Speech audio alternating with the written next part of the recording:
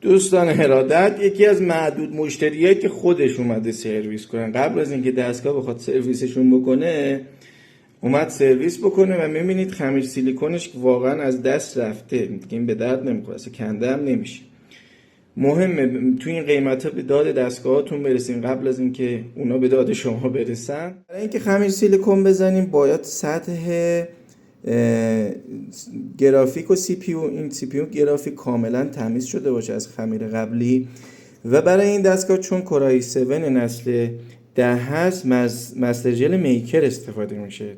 بسیار خمیر خوبیه ولی گرونه کمی دیگه، چون نسل 10 حیف دستگاهشون پایینتر از این بخوایم به کار ببریم. خمیر این دستگاه هم زده شد مرتب، ما اصلا چیزی نیست چون گرونه. کم بزنید به اندازه باید بزنید، نه باید زیاد بزنید خمیر سیلیکون و نه کم، باید به اندازه روی چیپ قرار بگیره.